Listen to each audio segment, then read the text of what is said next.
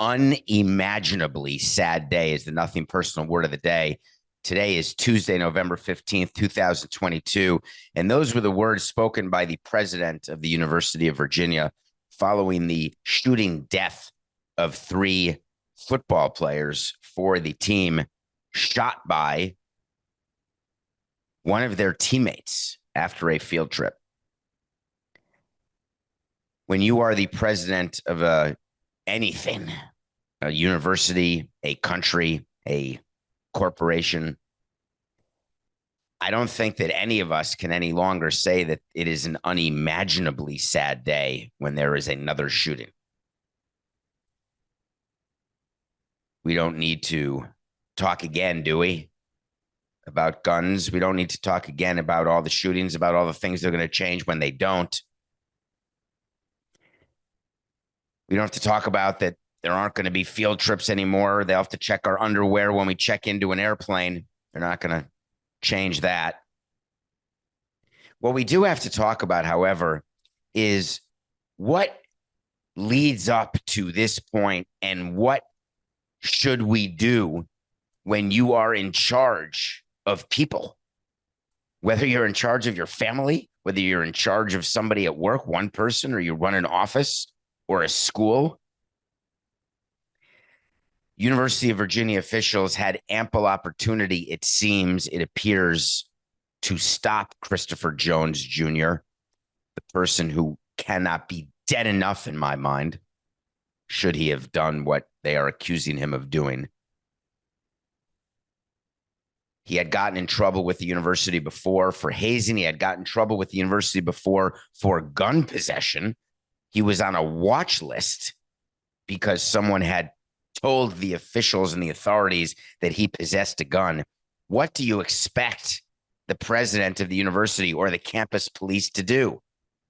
What solution do we have for them? How many times do you need to hear that there are people on the streets who shouldn't be on the streets? We need concrete proof. We need a crime committed, and then we need evidence in order to keep that person in prison. We need to not have overcrowded jails. So let's let out everybody who's there for smoking dope. Put in people who are violent. But if they maybe have a gun or if they hit somebody, but that person won't press charges, let them out. The criminal justice system is not a problem from 2022. It's a problem that goes back for as long as there have been men breathing and women breathing. But this is different today because Kent State, where there were shootings, there have been protests, there have been campus shootings before. Just 3 hours away in Virginia Tech, there was a mass shooter. This is only a few years ago. This is another mass shooting in Virginia. So that part's not ending. So I've got a different idea. When Coke and I were preparing for the show yesterday and today, he didn't want me to communicate with you thoughts that are unimaginable. They can't happen. Don't talk about the fact that there shouldn't be guns because there are going to be guns. There's always going to be guns. Don't talk about the fact what you think the Second Amendment says. You already said that. Don't talk about the fact that you can have metal detectors, not just in Class D schools in inner cities, but put them in private schools where there's nothing but rich white kids.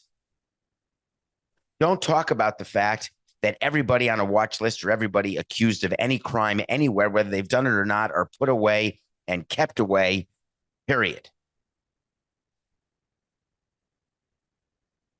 Only talk about things that are possible to effectuate change. What happens when you've got a situation where campus shootings or shootings of any kind, like we've seen, where there is police forces or security forces who are not able or not financed enough, are not large enough, are not organized enough to follow up and deal with every possible threat, because once in a while, those threats turn out to be true, but the majority of the time, they do not. Therefore, You can't check everybody.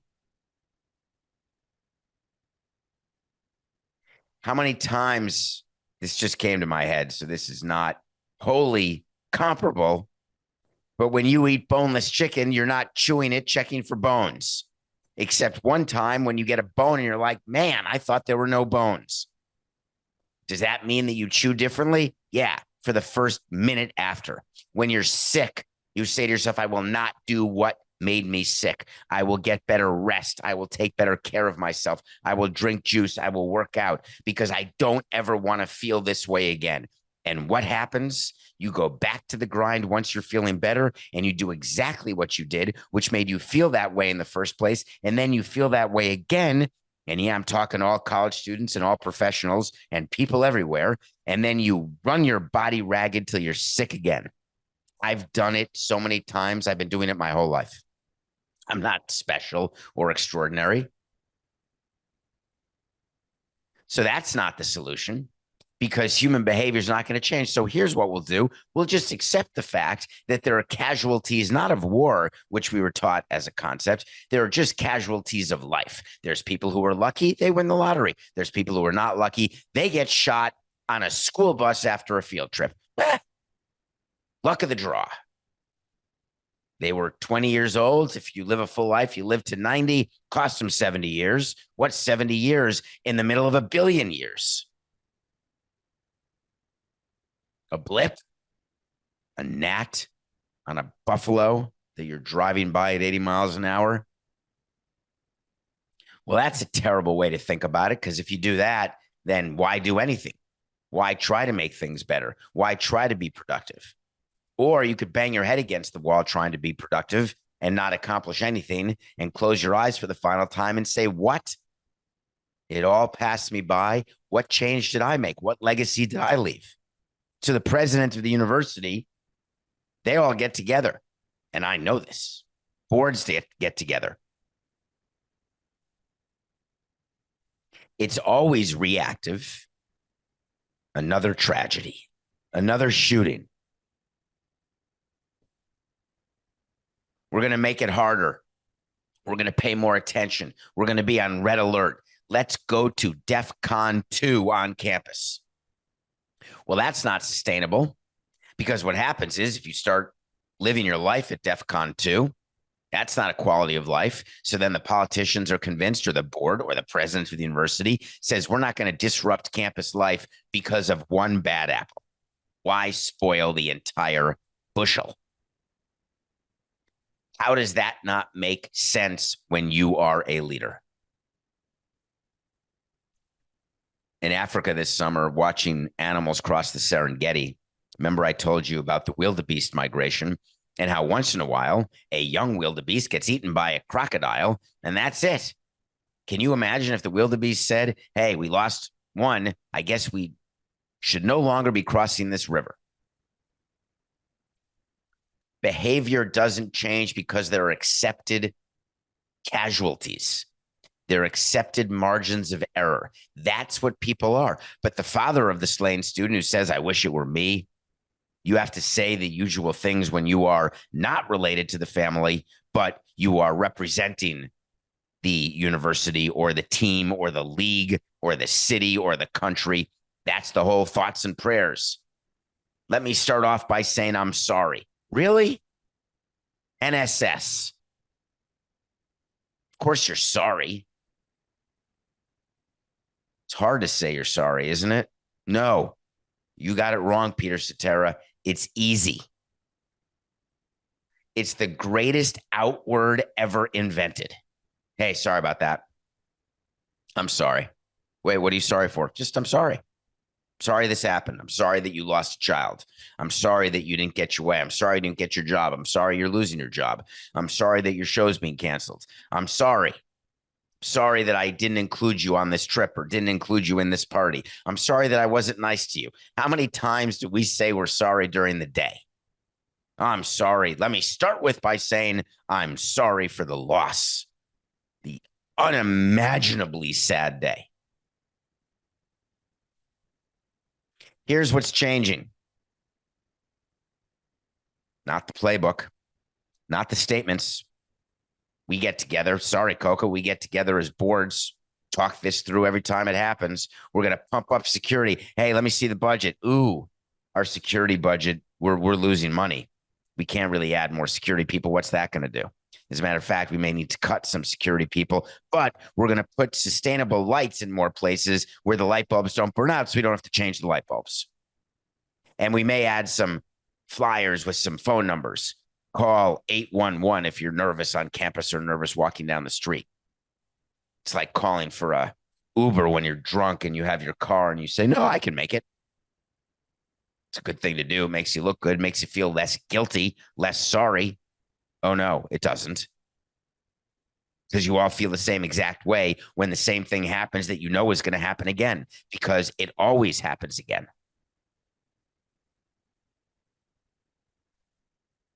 Anyone else tired of looking at their phone alerts? I was thinking of turning mine off. It's every day you wonder what the alert will be.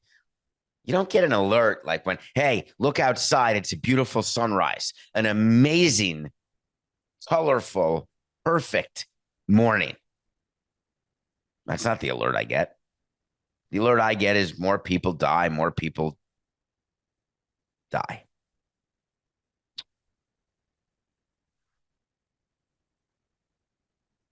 Owners are funny with coaches. They really are. You feel like you have to when you lose a game. And I get this because we'd meet after so many losses and you'd have to talk about, do we need to say anything to the media? What's going on with our coach? When the Raiders lost to the Colts this weekend, people went up to Mark Davis, Al Davis's son. Is it Al Davis's son, Coco Mark Davis? I assume so. That team has been in the Davis family forever. If you don't remember Al Davis, he was the owner of the Oakland Raiders. He's the one who would sue the NFL and Pete Rozelle and move to LA, then back to Oakland, then back to LA. He didn't want to play by any of the rules. And his motto was just win, baby. I love that. It's a great one, actually.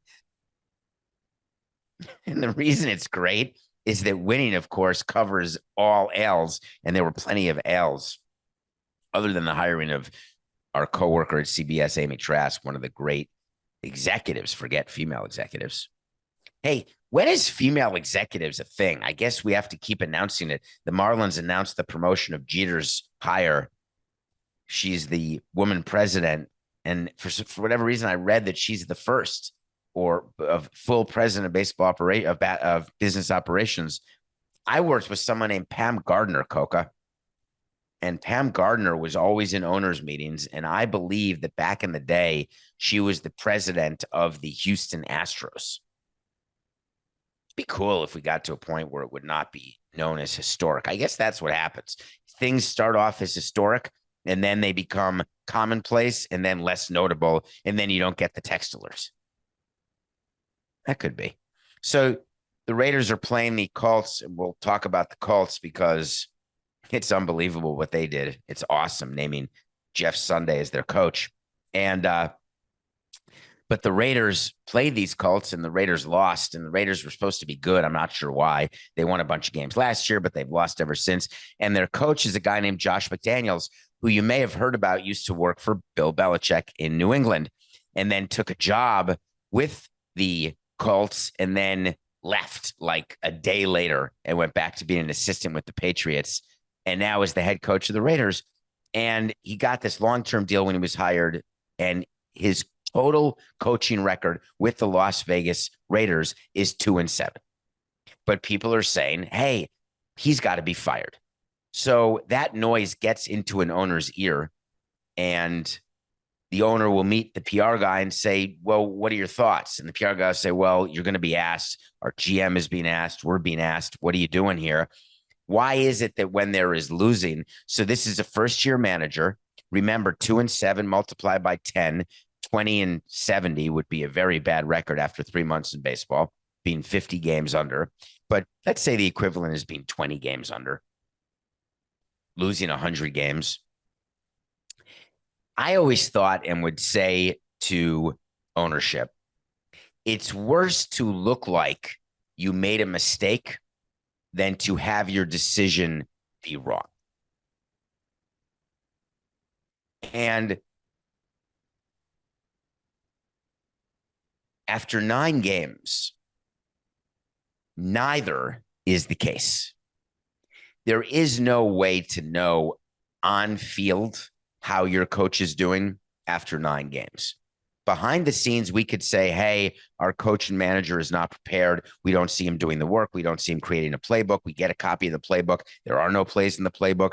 He is figuratively and literally not doing the job as coach. That may take 4 games where you just say, hey, we were wrong because he's not able to be a coach. When that happens, then you can make a move. But if you hired someone before a season and then you're 9 games into the first season, even if it's Dan Campbell, right? You don't make a change. There has to be something acute. It has to be a manager yelling at an owner, being disrespectful to an owner. It has to be some sort of power struggle between a GM and a coach where the owner goes with the GM. There has to be something that happens that would cause a change. So my advice to owners always was, you don't need to give the vote of confidence so early, because the midseason vote of confidence, remember that? Not that impactful. But Mark Davis did it. Every son is different than his father, right? Each one. Hal Steinbrenner's not like George Steinbrenner. Mark Davis is not like Al Davis. It just doesn't work that way. And so Mark Davis decided that he was actually going to make a comment about Josh McDaniels and said, hey, he's 2-7. Rome was not built in a day. And this is a coach he hired he was the head coach of the Broncos. It was fine. He won 11 games out of 28. I think Mark Davis should have gone in front of the cameras and said, listen, I don't think you all understand the damage that John Gruden did to this franchise. Forget the emails of hate and racism and misogyny and just bad locker room humor gone viral in public. Forget the fact that he's suing me in the league because we're in dispute over his money. Let's look at the facts of the picks that he made, the first round picks that were disasters, in prison or just released because they stink. I'm not expecting Josh McDaniels to fix the absolute disaster that was John Gruden. I will have no further comment on our record this season. We are trying to win games. We are prepared. We are building something here. And the reason we're building is because of the damage that Samson did to the Raiders. Sorry, that Gruden did to the Raiders. I was just thinking about what Jeter said when he took over for me. Sometimes I get confused. And that can work for a while until you lose for 4 years in a row, and then it stops working and you can't use that excuse and you got to find another excuse, and then you get fired. So guess what? Josh McDaniels isn't going anywhere if you're a Raiders fan. If you're listening in Vegas, and I know you are, what's up, Dave? If you're listening, he's your coach. That's it. Now, sometimes owners choose coaches where the front office doesn't want that coach to be hired. The fans can't understand why the coach is being hired. The media is neutral to critical. But guess what? Owners are owners. They have OP owner's prerogative. Jim Irsay did one of the great owner's prerogatives last week when he hired the coach, the ESPN analyst, the former offensive line. I think he played 13 years for the Colts. He was an assistant or an advisor, which just means he would sit there and have cocktails with Jim Irsay during the course of a game, at least. And then all of a sudden, he's the head coach. And the fraternity of head coaches around the country, not just in football, who were aghast at the hiring, made me smile. Bill Cowher, I have great respect for him as the coach of the Pittsburgh Steelers, who is now in studio for a network. He did a very emotional plea to owners saying, you've got coaches who work their butts off from training camp through the season, You've got assistants who work their way up from college to the ranks, from smaller program to bigger program to NFL, from a line coach to all of a sudden a coordinator, to not promote or allow those coaches to be head coaches, and instead to bring in someone who's never coached above high school. And then it was, I don't know what it was, some sort of high school. It's an affront to the profession. It's embarrassing. Hey, Bill, I got a strong little suggestion for you. Sometimes decisions are made by people who are in charge because they're in charge and because they think it's right, or they want to do it, or they don't care what you think, and they don't care if it's even wrong at the end of the day because they know they made it on their own. Have you ever heard of a guy who bought a company and took it private and then did some crazy things to it? And then everyone wondered, does he know what he's doing?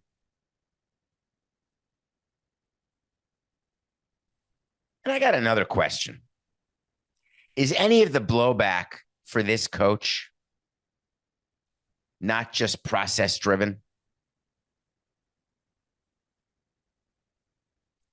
There is an undertone of the minority Rooney Rule issue. It has been brought up more than once that Mr. Saturday is white.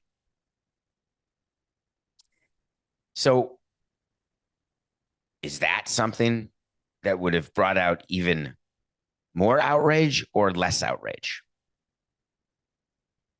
If you say that it would have been less, then let me explain why it should have been more and why people may be misdirected in how they're reacting to things. What chance does an interim coach have of becoming a permanent head coach? So let's talk about Rob Thompson, the manager of the Philadelphia Phillies, brought in as an interim manager, and hey, you get the full-time job. You brought us to the World Series. Some interim managers get an extra season tacked on. Some interim coaches or managers finish out the term, and then there's a search done and does not get the job. So would we applaud if the interim tag with the Colts after they fired Frank, the backup quarterback to Jim Kelly with the Buffalo Bills during the Super Bowl years, I think, if he got fired and they promoted a minority assistant, the minority assistant, because the team stinks, wins a couple games at most and then gets fired or just not rehired, or as part of the interview process because the Rooney Rule says we've got to interview minority candidates. Hey, we've got one. He was our interim coach, and then see you later. And that assistant coach who got promoted to be interim was highly qualified, did everything that Bill Cowher would want you to do, worked his way up, and then got into a crappy situation and was basically finished before he could even start. How about a conversation about why Frank Reich got fired in the first place? Oh, we can't have that conversation because that's what we do when we run a team, is we blame people for losses because you, the fans and the media, demand that we win, even though half the teams have to lose by definition every single week.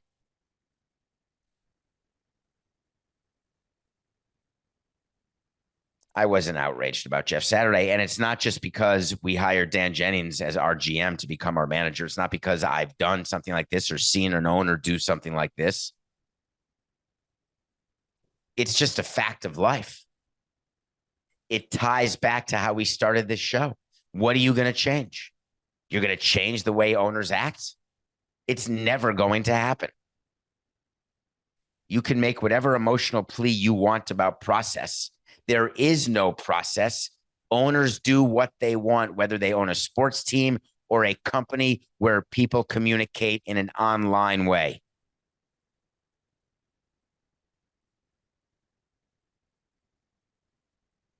When we come back, we're going to review the new Jennifer Lawrence movie, who I missed, and then we're going to talk baseball. There's some stuff going on today with qualifying offers. I want to remind people what that is and why the collective bargaining agreement did not change this, because you may have forgotten. We'll be right back. Welcome back to Nothing Personal. Please tell your friends about our show, rate and review, and subscribe on YouTube or wherever you get your podcasts. Just hit subscribe because why not? I do appreciate your 45 minutes. Hey, Coco, we didn't hear from the guy yesterday. Joe, if you're out there, you're the YouTube winner. Make sure you contact us through Twitter or Instagram or some such way. I don't know if you can contact through YouTube because that's where you won your prize for being a subscriber to Nothing Personal.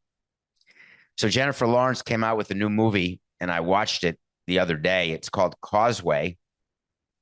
It's an interesting title that is not wholly relevant to the story. It is about a woman, Jennifer Lawrence, who is a veteran who has been injured and returns home, and what happens when she returns home.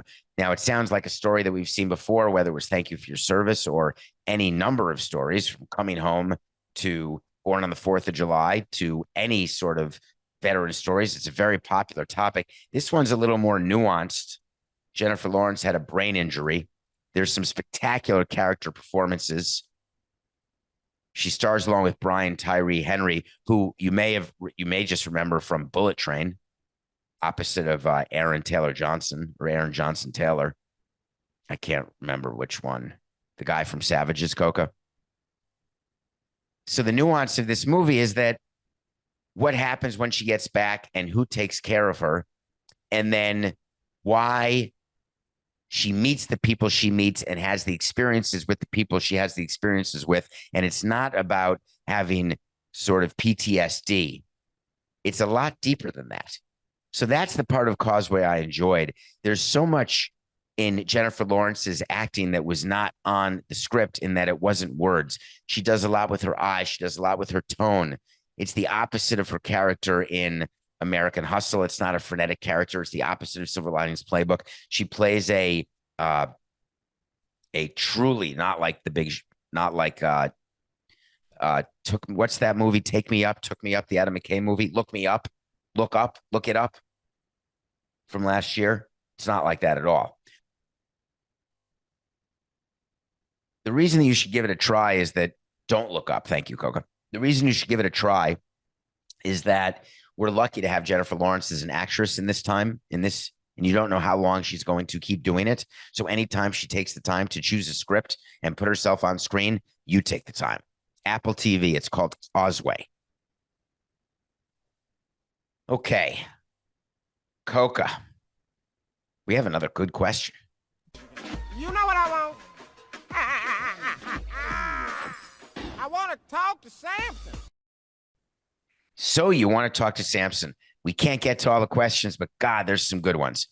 With Judge being a free agent, does Cashman and his front office wait on him or operate as if he is not coming back? How long is too long to wait on Aaron Judge? Or does Brian Cashman build a scenario of a team with and without Judge? And what would you do? Thanks. So right now we are deep into free agency. It's been going on for about a week, and free spring training starts in the middle of February. The GM meetings have already happened. The winter meetings are in December, but those are not relevant to putting your roster together. What's relevant is making sure that you have enough people at spring training when you invite 60 people to get your roster to 26 to get ready for opening day, which is late March, which is tomorrow, as we are in the middle of November. There are a bunch of free agents who last week were given qualifying offers. A qualifying offer is when you are a free agent of a team and the team says, we want you back and we are going to give you an offer. And if you don't take it, no problem. If you sign with another team, we then get a draft pick. If you do take it, then you are guaranteed to make $19.65 million for 1 year.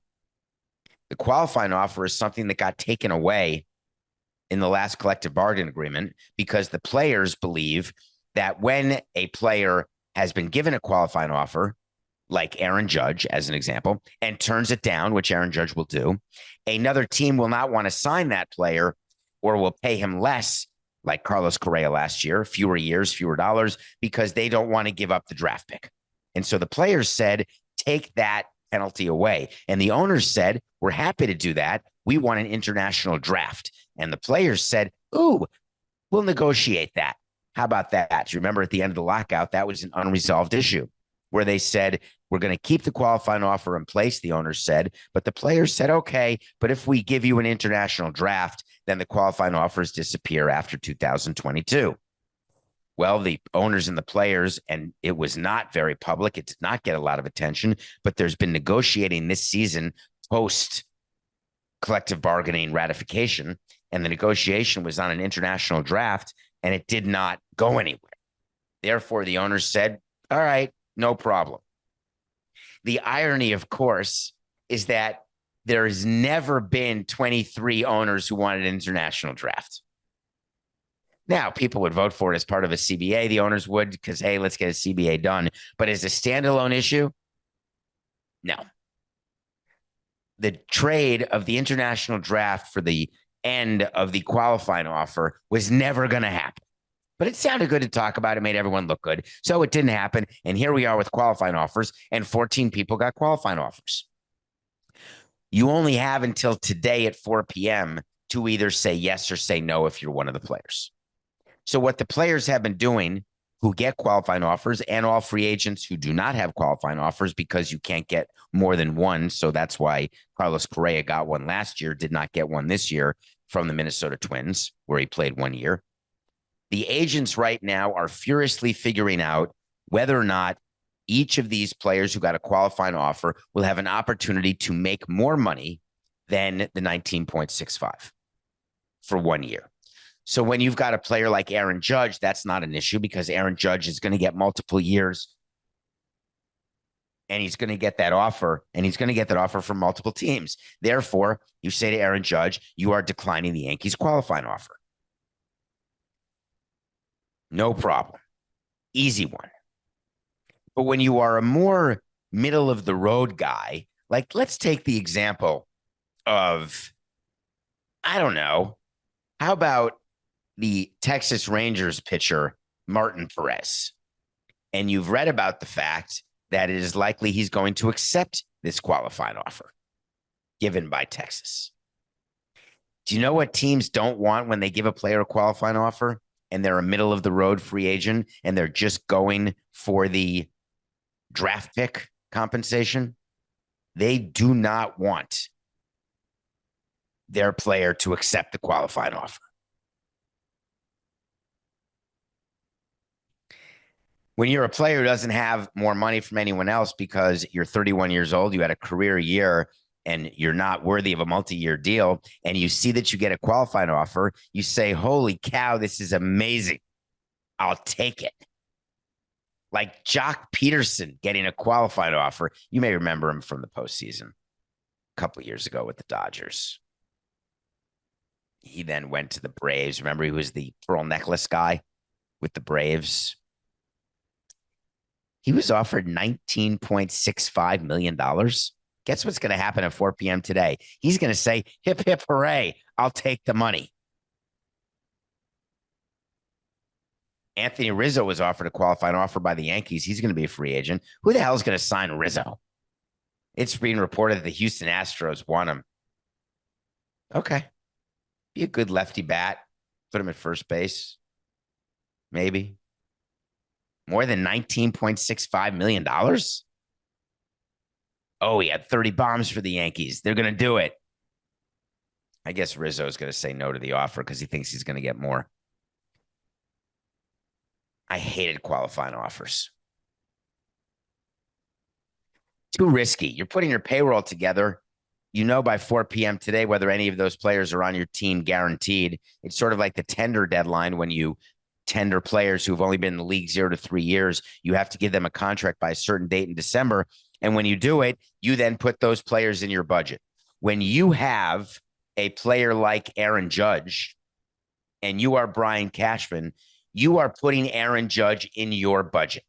And you are putting him in not at the number that you made the offer preseason, the $213 million offer where he was like, let's say $30 million. You're putting him in your budget at about $42 million. And the reason why you're putting them in your payroll budget is that you've got to go get the payroll budget approved by the owner before you sign any players. Because the normal way a team is run is you get a payroll first, then you fill it out. But what we would do in our budgets is we would have ranges, and we'd have ranges for positions. We think we should be allocating this amount of money to pitching, this amount of money to starters, bullpen. Then we've got this amount for utility players, this amount for our pre-arbitration players, this amount for arbitration, etc. And then you put in holes where you say, hey, free agent. So for a starter free agent, we've got $4 million. So you tell your baseball people, hey, we're in the market here. And the GM who's been working with you on that sort of exercise goes out to his scouts and says, this is what we're looking for. Give me a list of all of the free agents, all of the available players in this price range. And then you make adjustments when the price ranges change or when there's a chance to have a player at a different level than what you thought the player would be at, when you have a chance to get a better player. That's called special money. Brian Cashman doesn't have to put $50 million in the budget for Aaron Judge because he values him at $40 million. He goes to Hal Steinbrenner and says, this is the team that we can put together for the payroll you gave us of $270 million. But then Aaron Judge calls up Hal Steinbrenner and says, hey, I'm going to want 55. And Steinbrenner says, we can't lose him. We're going to give him 55 a year for 6 years. And then you call up Cashman and say, that was special money. Or you call up Cashman and say, you got to cut your payroll $15 million somewhere else because Judge is $55 million and we're not going over what our budget was. And then the baseball executive says, we're going to lose. One of the great mistakes people make by signing their own free agents is expecting that somehow they're going to give you the increased production for the increased money. It never works that way. But we feel so much pressure to sign our own guys to make you all feel better. You run it back in any sport, that's running it down. The Yankees can't run it back because running it back means no ring.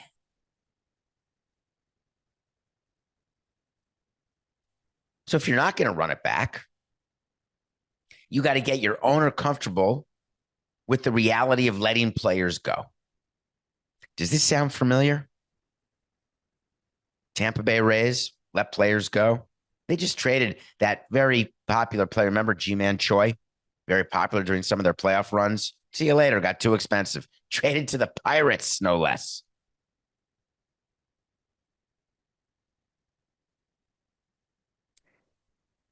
When you have a free agent like Aaron Judge, it doesn't matter when he signs if he's a Yankee. If you are trying to sign a player like Aaron Judge, you don't want to sign him after the selling season of your tickets and of your sponsorships. You want to sign him as quickly as you can, like the winter meetings in early December, so you can parade him with his new uniform, have him send an email to season ticket holders, get him out in the community, and sell, Mortimer, sell. But when you're retaining your own player, what's the incremental benefit? All the sponsors and season ticket holders say, of course you kept him. You were supposed to keep him. But when you snatch one away, you get the bump. So you think. It's quite a conundrum those Yankees have. Right now, the Yankees are operating as though Aaron Judge is on their team. And the question is, are there other teams operating as though Aaron Judge is on their team? And that's what a player wants. When multiple teams are saying, hey, we are fully expecting you to be on our team, that's when you get paid more money. One of the great pieces of paper that everyone's trying to hack, forget hacking into the remaining $2.50 on the FTX website. We're trying to get the list of other teams' payroll and names. That would be very advantageous, albeit potentially collusive behavior.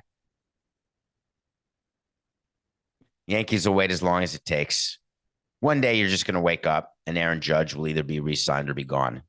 How's that for value added?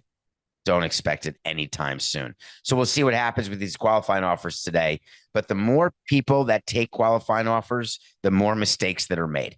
Any player who accepts a qualifying offer means they could not get another dollar from somewhere else. And the team who made the qualifying offer played a poker hand and lost.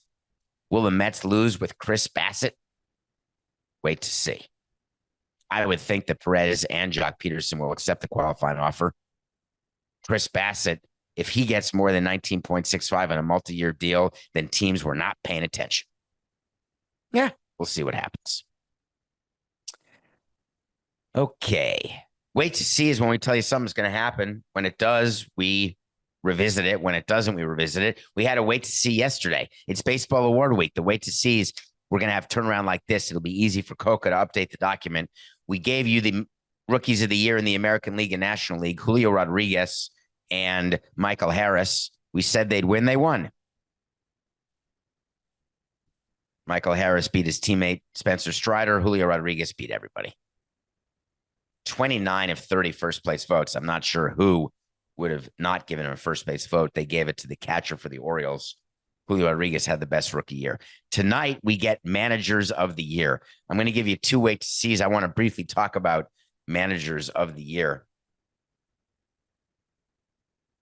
Before we get to that, do you remember the collective bargaining agreement that we were referencing before? One of those other issues was that famous pre-arbitration pool. That's a pool of money that gets given to players who attain certain things like winning rookie of the year. It used to be that we had our own pool. So when we had a player, and we had a bunch of rookies of the year, we had Chris Coughlin, we had Hanley Ramirez, we had more. I think was Dontrell Willis a rookie of the year. I think Jose Fernandez was rookie of the year. We may have had 4 over my time. Can't quite remember it exactly. But we would say for rookies of the year, we're going to give you $200,000 above the minimum. If you finish in second place in the Cy Young, we'll give you $150,000 above the minimum. We had certain, if you play 150 games, you get $5,000. And so we would have a scale and we would apply it to every player. It was like a formula. And when agents and players didn't agree with our formula, we didn't care because we were in charge of the first 3 years. In the new CBA, they decided we're going to put a pool of money together. I think they ended up at $50 million, and we're going to split that money and give it away to young players so more money gets to them faster, which is a big thing the players wanted. So Julio Rodriguez is going to earn extra money. By the way, the Orioles catcher is also going to earn extra money because you finished second. You actually get not just more money, you get a full year of service time, all sorts of little things that were supposed to make teams call up rookies faster. We'll see how it happens over the course of years. Remember, everybody, this is just, I'm hearing from a lot of you on David P. Samson. We can't talk about the expanded playoffs, or we can't talk about the rookie of the year, or the wage scale, or all of these topics after 1 year. You've got to see it play out over a period of years. So we've got manager of the year tonight. I don't know how you don't give it to Terry Francona. Brandon Hyde of the Orioles was incredible, no doubt. But the Cleveland Guardians won over 90 games and won a division they were not supposed to be competitive in. And remember, this is the team that acts like the Rays and trades away their stars, and yet they continue to be good. Terry Francona may not have a lot of other opportunities to win manager of the year. He deserves it. Hall of Famer, one of the best of all time. The National League is a little harder. I've got Dave Roberts winning it over Buck Showalter. Wait to see.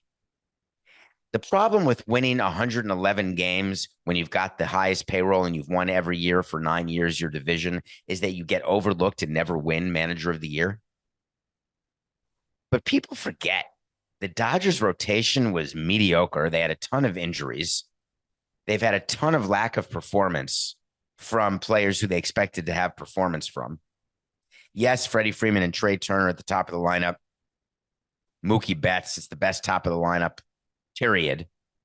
But Cody Bellinger was bottom of the lineup and stunk. Joey Gallo, their trade deadline acquisition, just not ideal.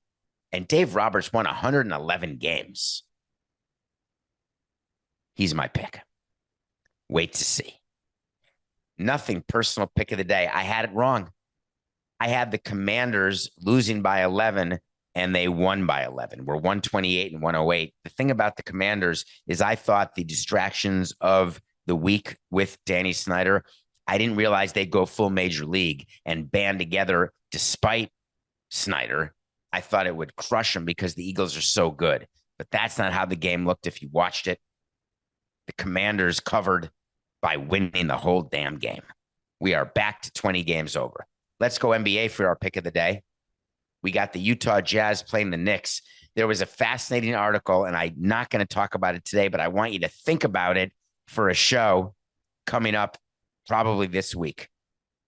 It's a concept we've answered and talked about on mailbags. When do you decide that your evaluation of your team was wrong, and instead of not going for it, you go for it?